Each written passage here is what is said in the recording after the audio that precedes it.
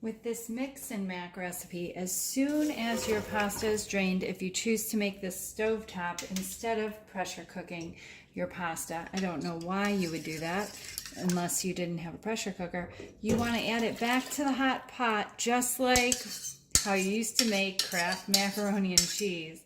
And then turn your heat on because you need to bring this sauce hot in order to get it to thicken.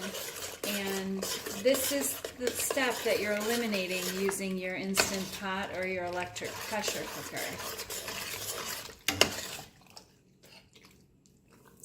You can add your mix-ins now.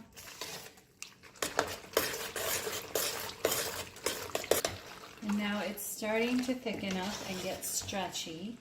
As you can see, the cheesy goodness. And I've had this on medium-high heat for a couple minutes now.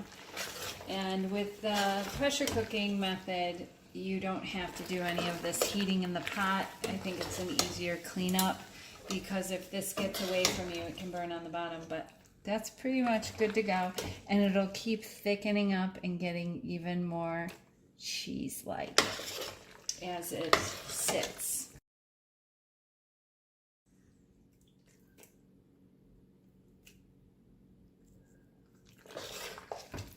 As you can see, it's getting nice and cheesy.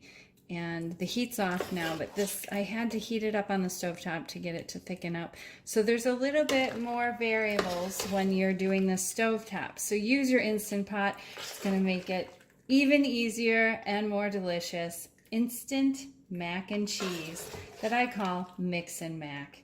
You can make this powdered mix and have it ready to go so that when you come home on a busy night, all you have to do is boil up some pasta, take out some frozen peas, or chop up some kale and mix that in. There's a lot of mix-in ideas.